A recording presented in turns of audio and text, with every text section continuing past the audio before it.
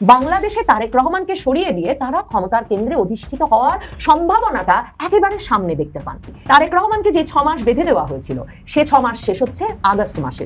ভুলে গেলে চলে না, শেখ হাসিনা এই আগস্টেই দেশে ফিরবেন বলে তার নেতাদেরকে দলীয় সভায় জানিয়ে দিয়েছেন। পুলিশ বলছে আওয়ামী লীগ ঈদের পর থেকে দিনে 10 পরিকল্পনা নিয়ে মাঠে নেমেছে। এর অর্থ হলো আওয়ামী লীগের অঙ্গ সংগঠনগুলো প্রতিদিন কমপক্ষে বাংলাদেশের 10টি জেলায় মিছিল করার পরিকল্পনা নিয়ে মাঠে নেমেছে। ছাত্রলীগের এমন তৎপরতায় আইন শৃঙ্খলা বাহিনীও চাপে রয়েছে বলা যায়। রীতিমতো বিপদে পড়ে গেছেন সার্জিস আলম। সার্জিস আলমদের এত খরা হলো কেন? আওয়ামী বিরোধী পোস্টে এত বেশি তার বিরুদ্ধ মত উঠে আসলো কেন? তাহলে কি সার্জিস আলমরা তাদের জনপ্রিয়তার একেবারে তলানিতে চলে গেছেন? এটা কি আওয়ামী লীগের কৃতিত্ব নাকি তাদের অপকর্মের ফল? আওয়ামী লীগের মতো এত বড় একটা দলকে নিষিদ্ধ করা এবং তাকে কোনো কিছুতে অংশগ্রহণ করতে না দেয়া বাংলাদেশের রাজনৈতিক বাস্তবতার জন্য কোনো সুইতিহাস বা একটা সুশাসন বয়ে আনবে না। আমরা সবাই মিলে তাকে নিষিদ্ধ করেছি, ভুল করেছি। দর্শক, নতুন একটা নিউজ আপনাকে স্বাগতম। প্রিয় দর্শক, বাংলাদেশের মধ্যে ঘটে যাওয়া বেশ কিছু চলমান ঘটনাবলী থেকে আপনাদের সামনে কয়েকটা গুরুত্বপূর্ণ খবর নিয়ে হাজির হয়েছি, যার কিছুটা অংশ বিশেষ ইতিমধ্যেই ভিডিওর শুরুতেই দেখেছেন। দর্শক, ভিডিওর শুরুটা দেখেই কিন্তু বুঝতে পেরেছেন যে আজকের নিউজটা ঠিক কতটা গুরুত্বপূর্ণ হতে চলেছে। তাই বলবো, যারা ভিডিওটি অন করেছেন না টেনে সম্পূর্ণ নিউজটি মনোযোগ সহকারে দেখতে থাকুন। তো দর্শক, আর দেরি না করে চলুন দেখে আসবো আজকে সেই কাঙ্ক্ষিত ভিডিওগুলো। তবে তার আগে বলবো, যারা এখনো চ্যানেলটি সাবস্ক্রাইব করেননি অবশ্যই চ্যানেলটি সাবস্ক্রাইব করে পাশে থাকা বেল আইকনটি ক্লিক করে দিন। আর যারা ইতিমধ্যেই চ্যানেলটি সাবস্ক্রাইব করে রেখেছেন তাদেরকে অসংখ্য ধন্যবাদ। তো চলুন দর্শক, ভিডিওটিতে একটি লাইক দিয়ে আমরা ধারাবাহিকভাবে সবগুলো ভিডিওর আলোচনা দেখে আসি।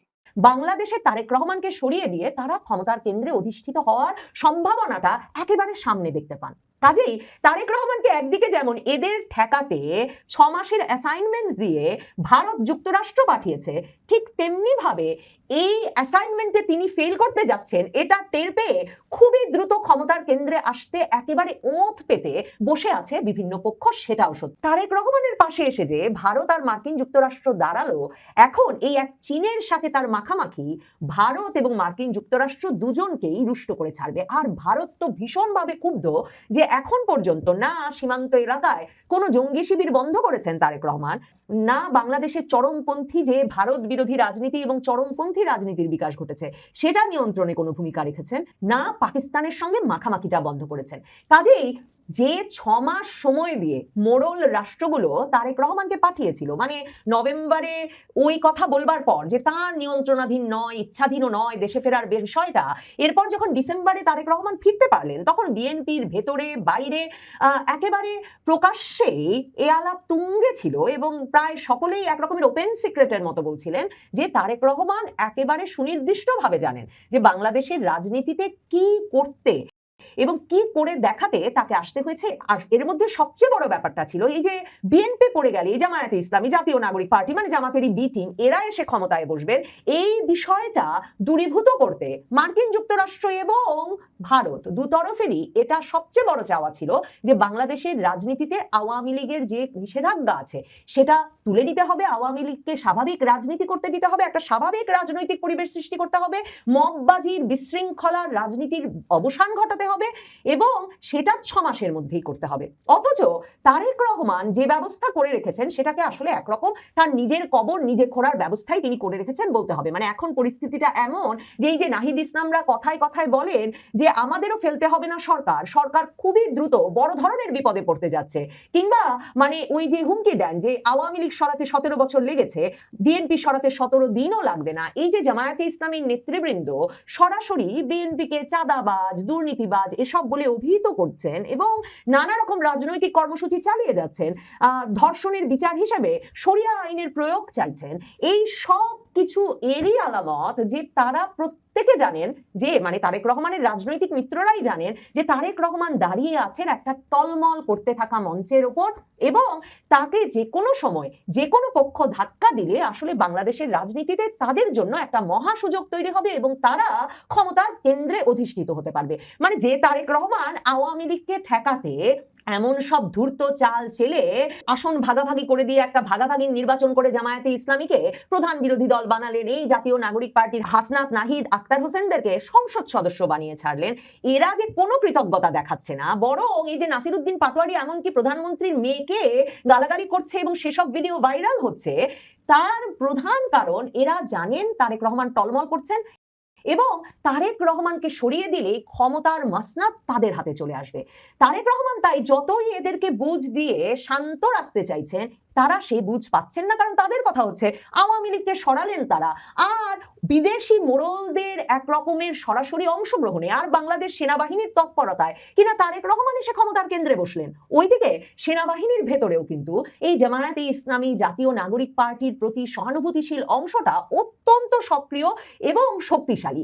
সেটা 2024-এর 5ই আগস্টের আগে জুলাই আগস্টের আন্দোলনের সময় যেমন বোঝা গেছে, এবং তাদের ভেতরে অবসরপ্রাপ্ত বিক্ষুব্ধ সেনা কর্মকর্তাদের একটা দল আছে যারা ভীষণভাবে প্রভাব বিস্তার করেন বর্তমান বাহিনীর সদস্যদের ভেতরেও, এবং এরা সকলে মিলে আসলে একটা বিপ্লব, একটা ডানপন্থী বিপ্লব, একটা ইসলামী বিপ্লবের স্বপ্ন দেখছেন, সশস্ত্র বিপ্লব, যে বিপ্লবের মাধ্যমে বাংলাদেশে তারেক রহমানকে সরিয়ে দিয়ে তারা ক্ষমতার কেন্দ্রে অধিষ্ঠিত হওয়ার সম্ভাবনাটা একেবারে সামনে দেখতে পান। কাজেই তারেক রহমানকে একদিকে যেমন এদের ঠেকাতে 6 মাসের অ্যাসাইনমেন্ট দিয়ে ভারত যুক্তরাষ্ট্র পাঠিয়েছে, ঠিক তেমনি ভাবে এই অ্যাসাইনমেন্টে তিনি ফেল করতে যাচ্ছেন এটা টের পেয়ে খুবই দ্রুত ক্ষমতার কেন্দ্রে আসতে একেবারে ওঁত পেতে বসে আছে বিভিন্ন পক্ষ, সেটাও সত্যি। এমনকি ডক্টর ইউনূস তারও কিন্তু তৎপরতা থামে না। এই যে তিনি পৃথিবীর বিভিন্ন দেশে যাচ্ছেন, এই যে সম্প্রতি প্যারিস গেছেন, প্যারিসে গিয়ে তিনি যে বেশ কিছু স্পর্শকাতর বৈঠক করেছেন, এবং সেসব স্পর্শকাতর বৈঠকে মানে ওয়াগনার গ্রুপ, আইআর এর মতো ভাড়াটে খুনিদের সঙ্গে তার সাক্ষাৎ হয়েছে, এমন সব খবর যখন বিভিন্ন সূত্রে বিভিন্ন জন প্রকাশ করছেন, ঠিক তেমনি ভাবে ইউনূস সাহেব যে একটা লম্বা সময় বাংলাদেশের ক্ষমতায় থাকলে তিনি একটা স্থিতিশীলতা দিতে পারবেন, সেই প্রতিশ্রুতি মার্কিন যুক্তরাষ্ট্র, চীন সকলকেই দিচ্ছেন, সেটাও সত্যি। এবং মার্কিন যুক্তরাষ্ট্র থেকে চীন সকলের জন্যই এই যে তারেক রহমান যে স্থিতিশীলতা দিতে পারবেন না, ইউনূস পারবেন, সেটা এক রকমের মানে একটা প্রস্তাব হয়ে উঠছে। এই কারণে যে ইউনূস সাহেব অন্তত ওই যে সৈয়দা রিজওয়ানা হাসান যে কথাটা বলেছিলেন যে তারা মব হতে দিয়েছেন, বিশৃঙ্খলা হতে দিয়েছেন, ডানপন্থার বিকাশ ঘটতে দিয়েছেন বটে, কিন্তু চরম পন্থাকে তারা কিছুতেই মূল ধারায় আসতে দেন নাই, মেইন স্ট্রিমে আসতে দেন নাই।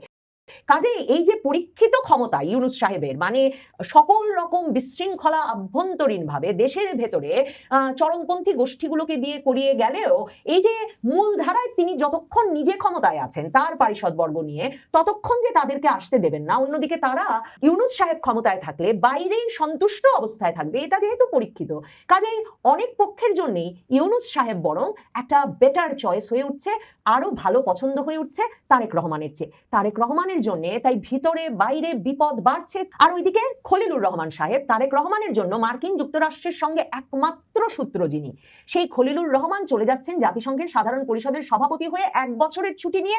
এক রকমের তিনি আসলে তারেক রহমান সরকারের এই টলমল অবস্থা বুঝেই দ্রুত এই পদ ছেড়ে একটা নিরাপদ জায়গায় যেতে চাইছেন। যদি তারেক রহমান টেকেন 1 বছরের বেশি, তিনি ছুটি সেরে আবার আসবেন, না হলে কে বলতে পারে পরবর্তী যে সরকার গঠিত হবে সে সরকারে হয়তো কোনো গুরুত্বপূর্ণ পদ নিয়ে ফিরবেন খলিলুর রহমান। আর আরব বসন্তের কথা মনে করে দেখেন, যত জায়গায় মার্কিন যুক্তরাষ্ট্রের তৎপরতায় সেই আরব স্প্রিং বা আরব বসন্ত ঘটেছিল, সরকার পরিবর্তন, রেজিম চেঞ্জ ঘটেছিল, কোথাও মার্কিন যুক্তরাষ্ট্র প্রথম নির্বাচনের পরের সরকারকে দীর্ঘ সময় ক্ষমতায় থাকতে দেয় নাই। তারেক রহমানকে যে 6 মাস বেঁধে দেওয়া হয়েছিল, সে 6 মাস শেষ হচ্ছে আগস্ট মাসে। ভুলে গেলে চলে না, শেখ হাসিনা এই আগস্টেই দেশে ফিরবেন বলে তার নেতাদেরকে দলীয় সভায় জানিয়ে দিয়েছেন, এবং সংবাদপত্রে খবর বেরিয়েছে আগস্টের আগেই নাকি শেখ হাসিনা ট্রাভেল পাস চেয়ে বাংলাদেশ হাইকমিশনে আবেদনও করবেন। কাজেই তারেক রহমানের 6 মাস শেষ হচ্ছে এবারের আগস্ট মাসে, সেটাই বোধহয় এবারের আগস্টকে এতটা গুরুত্বপূর্ণ করে তুলেছে।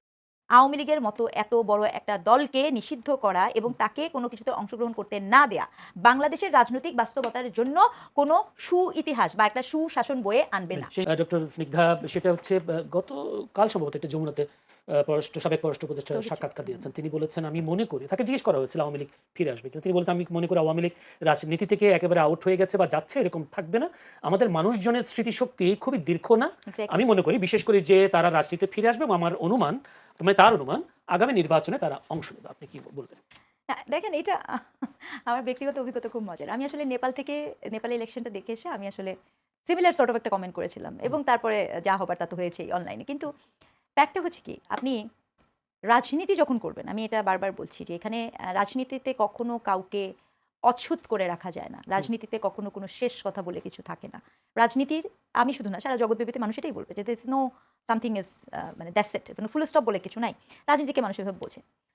এখন আপনি আমাকে যদি জিজ্ঞেস করেন, আমি আপনাকে মানে যেটা আমার কাছে খুব স্পষ্ট হতো সেটা হচ্ছে যে এখানে আওয়ামী লীগ যে তার কোনো ভুলই দেখে না, হ্যাঁ, কোনো দোষ দেখে না, সে সকল কিছু কনস্পিরেসি থিওরি দিয়ে ব্যাখ্যা করার চেষ্টা করছে। মেটিকুলাস ডিজাইন হ্যাঁ, মেটিকুলাস ডিজাইন তো ইউনুস সাহেব বলে আমাদের কি ছোট করে ফেলছে। I am very sorry to say it's not suppose to be. Doctor Yunus যে চিন্তাভাবনা থেকে বলেছেন, হয়তো সেই চিন্তাভাবনা থেকে আওয়ামী লীগ অন্যভাবে নিচ্ছে। হ্যাঁ, অবশ্যই না, ডক্টর ইউনুস যে চিন্তা থেকে বলুক, দেখেন আমি একদম ওনার full শব্দ respect, চয়ন, উনি এই যেটা শব্দ বলছে, আমাদেরকে মানে ওনার শব্দ ভীষণ চয়ন, damage আশা করেছে। আকাঙ্ক্ষার যে প্রকাশ, সেটার কারণে আমাদের উল্টো ভালো জায়গায় খারাপ হয়েছে, মানুষ মিসআন্ডারস্ট্যান্ড করেছে। মানে এটা কোনো এটা মানে আমি পার্সোনালি যেটা মনে করছি যে এই শব্দ উনি বলেছেন কেন সেটা উনিই জানেন। জি।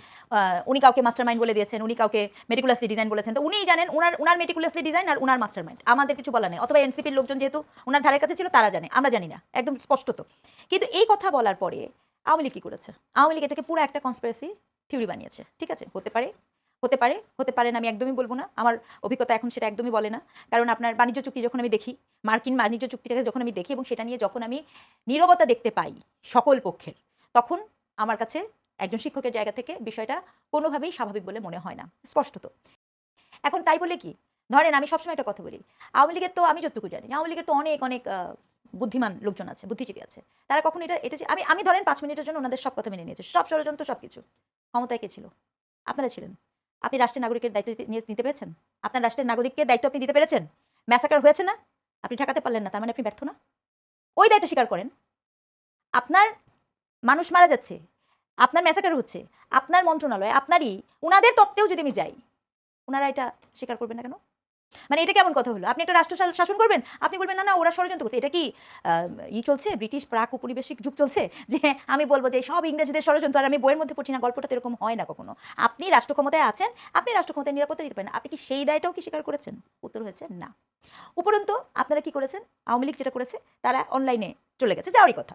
আবার এদিক থেকে আপনারা কি করেছেন, আমরা কি করেছি, আমরা সবাই মিলে তাকে নিষিদ্ধ করেছি, ভুল করেছি একদম। মানে আমি আমার জায়গাটা শিক্ষক হিসেবে যেটা বলার কথা আমি সেটা বলছি। কিন্তু এখন সমস্যা হয়েছে কি, কোনো কথা কারো পক্ষে গেলে অমুক অমুক বানায় দেয়, তমুকে তমুক বানায় দেয়, আমি নিজেও জানি না আমি কোন দলের, অবস্থাটা এরকম জায়গায় দাঁড়ায় গেছে। ঠিক আছে, তো ফ্যাক্টটা হচ্ছে কি, আপনি এখানে নিষিদ্ধ করেছেন। নিষিদ্ধ করাকে আমি সবসময় খুব ক্রিটিক্যালি দেখি, কারণ আপনি নিষিদ্ধ করলে কখনো নজরদারিতে রাখতে পারবেন না, জবাবদিহিতা, অ্যাকাউন্টেবিলিটি সুযোগ থাকবে না, এবং তার কাছে অনেক সুযোগ তৈরি হয়। ভালো কথা। নিষিদ্ধ করে রাখার পরে আওয়ামী লীগের যেটা ওনাদের অনলাইন অ্যাক্টিভিটি যদি দেখেন, এটা আমার বলতে কোনো দ্বিধা নাই। এই যে গত 1.5 বছরের যাহা কিছু হয়েছে, মব, মানুষ হত্যা ইত্যাদি ইত্যাদিতে, তারা যতখানি লুজ করেছিল ততখানি থেকে দ্বিগুণ কিন্তু তারা গেইন করেছে। কি? মানুষের আস্থা। এটা কেউ মানবে না, না মানে সেটা আমার মাথার ভিতরে আওয়ামী লীগ মানুষের আস্থা অর্জন করতে যাচ্ছে স্লোলি। কারণ আপনি দেখছেন কি, আপনার বেকারত্ব বেড়ে গেছে। যিনি বেকার ছিল সে কি ভাবছে? আরে সে কি আসলে চিন্তা করে? সে চিন্তা করে আগে তো আমি কাজ করে খাইতে পারতাম, এখন তো আমি কাজ করে খেতে পারি না, সেটা ভাবে নাই। আগে চাঁদা দিতাম একজনকে, 2 বছরে চাঁদা দিতে 4 জনকে। হ্যাঁ, আগে আমি জানতাম যে অমুককে চাঁদা দেওয়া যায়, ঠিক আছে, এখন এটা। কিন্তু আবার আওয়ামী লীগের এটাও আমি বলি, সে এতই হিংসাত্মক, এটাও আমি বলছি। মানে যতটুকু গেইন করে আবার ততটুকু ব্যাক করে, বুঝতে পারছেন? 2 কদম আগে 3 কদম পিছায়। এটা আওয়ামী লীগের অবস্থাটা এরকম। কারিনা মারা গেলেন, একটা মানুষ মারা গেছে, তারপরে যেই নির্লজ্জপনা, যেই জঘন্য চর্চা তারা করেছেন, ওই যে যাহা কিছু আমি আপনাকে বললাম আস্থা অর্জন করছে, আবার ফিউজ হয়ে যায়। তো আওয়ামী লীগের অবস্থা কিন্তু এখানে, এবং সে কিন্তু যথেষ্ট বেসামাল অবস্থায় তার অভ্যন্তরে আছে। কাজেই সে ফিরবে কি ফিরবে না, এটা আরেকটা লাভ। একটা লাভ হচ্ছে তার অভ্যন্তরীণ অনেক ঘাটতি আছে, যেটা আমি বলতে চাই। আরেকটা লাভ যেটা আমি বলতে চাই, বাংলাদেশের রাজনৈতিক কনটেক্সটে যে বাস্তবতা ঠিক এই মুহূর্তে কাজ করছে, সেই বাস্তবতা আমি আগেও বলেছি, আমি আবারও বলছি, আওয়ামী লীগের মতো এত বড় একটা দলকে নিষিদ্ধ করা এবং তাকে কোনো কিছুতে অংশগ্রহণ করতে না দেয়া বাংলাদেশের রাজনৈতিক বাস্তবতার জন্য কোনো সুইতিহাস বা একটা সুশাসন বয়ে আনবে না। সেই সাথে একটা প্রশ্ন করে, সেটা হচ্ছে এই যে 1400 মানুষ জাতিসংঘের তথ্য মতে মারা গেলেন বা খুন করা হলো, সেই ক্ষেত্রে আওয়ামী লীগের পক্ষ থেকে বা নেতাকর্মীদের বা পক্ষ থেকে, বিশিষ্ট নেতাদের পক্ষ থেকে কোনো ধরনের অনুশোচনা কি আপনি দেখেছেন কিনা? আপনি কোনোদিন জামাতকে অনুশোচনা করতে দেখেছেন? না। তো আওয়ামী লীগের জামাতের মধ্যে অনেক আদর্শগত মিল আছে, তো দুইটা তো আদর্শ ভিত্তিক পার্টি। দুটো জামাত আওয়ামী লীগ একই আদর্শ ভিত্তিক পার্টি, কাল্ট সিস্টেম আছে, কিন্তু তাদের একটা আদর্শ আছে, ঠিক আছে। আর সবচেয়ে বড় কথা, আওয়ামী লীগের রাজনীতি হচ্ছে, সে যখন এটা বলবে সেটা তো সে এখন বলবে না, সেটা বলবে সে। আমি আপনাকে এটাও বলে দিচ্ছি, আজকে ডেটটা লেখেন, শোটা লেখেন, তারিখটা লেখেন, যদি বেঁচে থাকি আমি এবং আপনি, হ্যাঁ, আপনার মনে নেই 96-তে আওয়ামী লীগ বলেছে না, ক্ষমা করে দেন, আওয়ামী লীগও আসবেও, বলবেও, কিন্তু এখন বলবে না, নির্বাচন আসতে ধন্যবাদ। হাওয়াই বলবে। দর্শক, বিএনপি মহাসচিব মির্জা ফখরুল ইসলাম আলমগীর সম্প্রতি একটা বক্তব্য দিয়েছেন রাজনীতির ব্যাপারে, মানে সহনশীল রাজনীতি, সৌহার্দ্যপূর্ণ রাজনীতি, সবাইকে নিয়ে রাজনীতি, এই ব্যাপারে বক্তব্য দিয়েছেন। সেখানে তিনি বলেছেন যে সব দলকে রাজনীতি করার সুযোগ দেওয়ার কথা তিনি জানিয়েছেন। তাতে বেজায় খেপেছেন এনসিপি নেতা সার্জিস আলম। বেজায় খেপে তিনি ফেসবুকে ফখরুল ইসলাম আলমগীরকে উদ্দেশ্য করে ফেসবুকে পোস্ট দিয়েছেন, যে পোস্টটা বিএনপির বিরুদ্ধেও যায়, আওয়ামী লীগের বিরুদ্ধেও যায়। সেই পোস্ট দিয়ে রীতিমতো বিপদে পড়ে গেছেন সার্জিস আলম। এর আগে আমরা দেখেছি 24-এর আন্দোলনের পরে এই রাজুতে আয়, তোরা কোথায় রাজুতে আয়, এই কথা বললেই হাজার হাজার ছাত্র রাজুতে জমা হতো, জমায়েতে হয়ে হয়ে যার যা ইচ্ছা সে তাই করতো। কিন্তু এখন আমরা ভিন্ন চিত্র দেখছি। প্রায় 3.5 মিলিয়ন ফলোয়ারের ফেসবুকের যে আইডি তার কিংবা পেজ, সেখানে করা পোস্টে আমরা দেখছি যে তার অনুসারীর সংখ্যা আশঙ্কাজনক হারে, ভয়াবহ হারে কমেছে। এবং মানে তার মানে যে লাইক কমেন্টে যদি আমরা যাই, সেখানে দেখছি যে শুধুমাত্র হা হা রিয়াক্টের বন্যা, আর কমেন্টে গেলে 99% কমেন্ট রীতিমতো তাকে তুলোধুনা করে দিচ্ছে। সার্জিস আলমদের এত খরা হলো কেন? আওয়ামী বিরোধী পোস্টে এত বেশি তার বিরুদ্ধ মত উঠে আসলো কেন? তাহলে কি সার্জিস আলমরা তাদের জনপ্রিয়তার একেবারে তলানিতে চলে গেছেন? এটা কি আওয়ামী লীগের কৃতিত্ব নাকি তাদের অপকর্মের ফল? 71 টেলিভিশনের এই ফটোকার্ডটা দেখে নিন। সেখানে বলা হচ্ছে সব দলকে কর্মকাণ্ড চালানোর সুযোগ দিতে চায় মির্জা ফখরুল, অর্থাৎ রাজনীতি সবাইকে করতে দিতে চান। উদারনীতি, বিএনপি যদি এই উদারনীতি প্রতিষ্ঠিত করে তাহলে একটা খুবই ভালো ব্যাপার। তাতে বেজায় খেপেছেন সার্জিস। খেপে তিনি যে পোস্ট দিয়েছেন তার পোস্টটা দেখে নিন। তিনি বলছেন, আজকে বিএনপি মহাসচিব বলেছেন সব দলকে কর্মকাণ্ড চালানোর সুযোগ দিতে চায়। আমরা স্পষ্ট জানতে চাই তাদের সব দলের মধ্যে আওয়ামী লীগ আছে কিনা। অর্থাৎ মানে বিএনপির বিরুদ্ধেও পোস্ট হলো, আওয়ামী লীগের বিরুদ্ধেও পোস্ট হলো। মানে এই সব দলের সংজ্ঞার মধ্যে আওয়ামী লীগ আছে কিনা। আওয়ামী লীগকে কোনোভাবে সুযোগ দেওয়া যাবে না। আওয়ামী লীগকে সুযোগ দেওয়া যাবে না তার কর্মকাণ্ডের জন্য, নাকি আওয়ামী লীগকে সুযোগ দিলে এনসিপি নেতাদের অস্তিত্ব বিলীন হয়ে যাবে এই ভয়? এই প্রশ্ন উঠেছে কেন? 24-এর 5 আগস্টে যখন আওয়ামী লীগ সরকার পতন হয়, তখন আওয়ামী লীগের জনপ্রিয়তা কিন্তু একেবারে তলানিতে নেমেছিল। কেউ ভাবেইনি যে আওয়ামী লীগ আরও 20 বছরের মধ্যে কামব্যাক করতে পারবে। কিন্তু 2 বছর না হতেই আওয়ামী লীগের মানে বিরুদ্ধে অবস্থান করা শক্তি এত বেশি আকাম কুকাম করে ফেলেছে যে আওয়ামী লীগকে প্রাসঙ্গিক মনে করেছে জনগণ, এবং জনগণ ভাবতে শুরু করেছে যে এর চাইতে আওয়ামী লীগই তো ভালো ছিল। এই যে অবস্থা, এই অবস্থা কিন্তু আওয়ামী লীগের কৃতিত্ব না। মানে এই আওয়ামী লীগ বিরোধী শক্তির যে অপকর্ম, দুর্নীতি, অপশাসন, এর কারণেই মূলত আওয়ামী লীগের গ্রহণযোগ্যতা এবং আওয়ামী লীগের মানে কি বলবো যে বাস্তবতা ভিন্ন হতে শুরু করেছে। তিনি যে পোস্ট দিয়েছেন সেই পোস্টে যদি আমরা যাই তাহলে আমরা দেখতে পাই যে হা হা রিয়াক্টের এই স্ক্রিনশটটা দেখে নিন। সেই স্ক্রিনশটে আমরা দেখছি যে 70,000+ তার রিয়াকশন, সেই রিয়াকশনের মধ্যে 34,000 হা হা রিয়াক্ট, 33,000 লাইক, 1,000 মাত্র হচ্ছে লাভ রিয়াক্ট, এবং সাথে আমরা যখন এই স্ক্রিনশটটা নিই তখন 328 জন অ্যাংরি রিয়াক্ট। এখন যদি আমরা এই যে 1,000 লাভ রিয়াক্ট, তার মানে হচ্ছে যে তার এই পোস্টে 70,000+ মধ্যে মাত্র 1,000 মানুষ তাকে গ্রহণ করছে। এই হচ্ছে তাদের বাস্তবতা। 34,000 সরাসরি মানে হা হা রিয়াক্ট দিচ্ছে। আবার যদি আমরা মানে ইয়ের দিকে যাই, মানে তার কমেন্টের দিকে যাই, কমেন্টে আপনারা একটু লক্ষ্য করেন যে কমেন্ট প্রায় 30,000-এর বেশি কমেন্ট হয়েছে। কমেন্টের একটা ফটো মানে স্ক্রিনশট আপনাদেরকে দেখাতে চাই। এই স্ক্রিনশটটা দেখে নিন এবং কিছু কমেন্ট আপনাদের জন্য পড়তে চাই। তিনি পিন কমেন্ট করেছেন ওই মির্জা ফখরুলের বক্তব্য। এছাড়া যে কমেন্টগুলোর মধ্যে 99% কমেন্টই তাকে গালাগালি করা, তাকে তুচ্ছতাচ্ছিল্য করা এবং তার বিরুদ্ধে কথা বলা এবং আওয়ামী লীগের পক্ষে। এরকম অসহায় অবস্থা তাদের কেন হলো, সেই প্রশ্নটা আমার মনেও বারবার উকি দিচ্ছে। কমেন্টগুলো একটু পড়ি নাম না বলে। তার কমেন্টের মধ্যে রয়েছে, কেন আওয়ামী লীগকে রাজনীতি করতে দিবা না ভাইয়া? দেশটা তো আওয়ামী লীগের, আস্তে ভাতিজা, তোমার হ্যান্ডা পাইকারি দামে ভাঙা হবে, ফারুকি পালাই গিয়া বাঁচলো। আওয়ামী লীগ কেন নয়, তোদের কেন এত ভয়, তোরা পাকিস্তানি। আরও একটা গালি আছে, গালিটা দিচ্ছি না আমি, নিশ্চয়। আরেকজন বলছেন তুমি কোন দলের, আরেকজন বলছেন কাপাকাপি শুরু হয়ে গেছে নাকি ব্রো, আরেকজন বলছেন বাচ্চা পোলাপান ভয় আছে, ভয় পাইছো দাদু, ভয় পেলি নাকি, চিবি কাঁদছে মানে বিচি কাঁদছে, এরকম মনু ভয় পাইছে। জনপ্রতিনিধি কে হবেন তা নির্ধারণ করবে জনগণ, কোনো ব্যক্তি বা গোষ্ঠী নয়।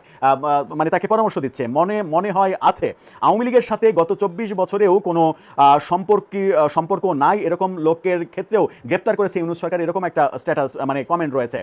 মানে একজন লিখেছে, একজন নারীর কাছে বহু পুরুষের অক্লান্ত পরিশ্রমের ফলে সার্জিস ভাইয়ের মতো নেতার জন্ম হয়। কি বৃষ্টি কমেন্ট। আরেকজন লিখেছে যে পাল্লা কলিও যেমন থাকবে নৌকাও থাকবে। আওয়ামী লীগের রাজনীতি করার প্রসঙ্গে তোমাদের মতো ছোটদের মন্তব্য আমাদের কাছে হাস্যরসের মতো। আরেকজন বলছে বুঝলাম আছে, তুমি কি ভয় করলা?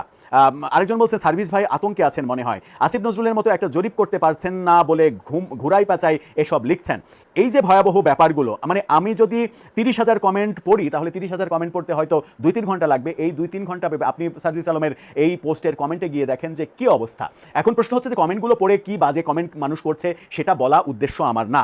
আমার যেটা বলার উদ্দেশ্য সেটা হচ্ছে যে তাদের এরকম করুণ পরিণতি কেন হলো। সার্জিসের মতে তার যে আইডি, সেই আইডিতে 3.4 মিলিয়ন ফলোয়ার। আপনি চিন্তা করছেন 34 লাখের বেশি তার ফলোয়ার, 34 লাখের বেশি তার ফলোয়ার থাকা সত্ত্বেও তার একটা পোস্টে 99% কমেন্ট আসছে তার বিপক্ষে, আওয়ামী লীগের পক্ষে। তার মানে কতটা অরাজক পরিস্থিতি তারা তৈরি করেছে। আওয়ামী লীগ তো এই 2 বছরে নেই, সুতরাং আওয়ামী লীগের ভালো কোনো কর্মকাণ্ড করে মানুষের কাছে জনপ্রিয় হওয়ার কোনো অপশন নেই। 24-এর 5 আগস্টে যে পতন হয়েছে, যে ভূমিধস পতন, এবং তাদের জনপ্রিয়তায় যে একেবারে মানে জনপ্রিয়তা যে তলানিতে নেমে গিয়েছিল, সেখান থেকে উত্তরণ তাদের কোনো কর্মকাণ্ড দিয়ে হয়নি, কিন্তু তাদের উত্তরণ হয়েছে সার্জিস আলমদের মানে লাগামহীন কর্মকাণ্ড এবং নতুন রাজনৈতিক বন্দোবস্ত দেওয়ার নাম করে তাদের দুর্নীতির মহাসমুদ্রে প্রবেশ করা। গতকালকেই আমরা দেখেছি হান্নান মাসুদ সম্পর্কে রাশেদ খান যে ভয়াবহ মন্তব্য করেছেন যে একজন আওয়ামী লীগ নেতাকে বিমানবন্দরে পৌঁছে দেওয়ার জন্য 4 কোটি টাকার ডিল, এরকম বহু ডিল তারা করেছেন। এবং রাশেদ বলেছেন যে জুলাই অভ্যুত্থানের পরে সব থেকে বেশি দুর্নীতি করেছে হান্নান মাসুদ। এই যে অভিযোগগুলো, মানে প্রাডো গাড়ি কোথায় থেকে আসছে, মার্সিডিজ কোথায় থেকে আসছে, দামি দামি গাড়ি কোত্থেকে আসছে, প্রতিদিন পাঞ্জাবির ডিজাইন আপনি চেঞ্জ করছেন কিভাবে, একটা পাঞ্জাবির দাম 12, 14, 15 হাজার টাকা হলে এই পাঞ্জাবির টাকা কোত্থেকে আসছে, 150 গাড়ি নিয়ে শোডাউন করার টাকা কোত্থেকে আসছে, টাকার অভাবে হলের গণরুমে থেকে ছাত্রলীগ করতে বাধ্য হওয়া ছেলে কিভাবে জমিদারের নাতি হয়ে গেল, কিভাবে হোটেল ইন্টারকন্টিনেন্টালে ইফতার পার্টির আয়োজন করে 1,500 লোক নিয়ে, যেখানে একজনের ইফতার করতে 10,000 টাকা খরচ হয়। এই প্রশ্নগুলো আসছে বলেই আওয়ামী লীগ কোনো ধরনের কোনো কর্মকাণ্ড 2 বছর না করলেও তাদেরকে মানুষ প্রাসঙ্গিক ভাবছে এবং মনে করছে যে যাদেরকে আমরা, অনেকেই বলছে এরকম কথা, শুনছি তো, লেখালেখি ওপেন করছে, যারা আন্দোলন করেছে এবং আমরা যারা জুলাই আন্দোলনকে সমর্থন দিয়েছি, মনে করেছি যে আওয়ামী লীগের অপশাসন, যেটা আওয়ামী লীগের বিশেষ করে নির্বাচন ব্যবস্থা নষ্ট করা, এই নির্বাচন ব্যবস্থা নষ্ট করার জন্য আওয়ামী লীগের একটা শিক্ষা হওয়া উচিত, আওয়ামী লীগের একটা শাস্তি হওয়া উচিত। কিন্তু জুলাইয়ের বিপ্লবের নামে যা কিছু হয়েছে জুলাই বিপ্লব পরবর্তী সময়ে, তাতে এই বিপ্লবকে সমর্থনকারীরাও এখন মুখ ফিরিয়ে নিচ্ছে, মুখ ফিরিয়ে নিয়ে বলছে যে তোমরা তো ওদের চাইতে ভালো না, বরং আরো 10 গুণ খারাপ। তাহলে ওরা কি অপরাধ করেছিল? এই বাস্তবতা থেকে ফিরে আসার একটাই উপায়, আত্মশুদ্ধি, নিজেকে পরিবর্তন করা। কারণ এই তরুণদের উপরে বাংলাদেশের জনগণ ভরসা করতে চেয়েছিল। বাংলাদেশের জনগণ আওয়ামী লীগ বিএনপির বাইরে তৃতীয় একটা নতুন শক্তি চেয়েছিল এবং সেই তৃতীয় নতুন শক্তিটা এই তরুণরা হতে পারত। কিন্তু মানে আমার এলাকার সব থেকে ভাঙা বাড়িটা আমার, এই কথা বলার 1 বছর পরে আমার এলাকার সব থেকে বড় বাড়িটা আমার, এই বক্তব্য যখন শুনি একই ব্যক্তির মুখ থেকে, তখন বোঝা যায় যে কতগুলো আলাদিনের চেরাগ তারা একজন হাতে পেয়েছে, যেটাতে ঘষা দিলেই টাকা আসছে লাখে লাখে, কোটিতে কোটিতে, ডলারে ডলারে। প্রিয় দর্শক, আমি আশা করছি সবগুলো ভিডিওই আপনি মনোযোগ সহকারে দেখেছেন। সেই সাথে দর্শক, এই ভিডিওগুলো সম্পর্কিত যদি কোনো তথ্য বা মতামত থাকে তাহলে তো অবশ্যই কমেন্ট করে জানিয়ে দিন। এতক্ষণ সাথে থাকার জন্য ধন্যবাদ। নিউজটি শেষ করছে এখানেই, ফিরছে আগামী ভিডিওতে নতুন কোনো টপিক নিয়ে। আল্লাহ হাফেজ।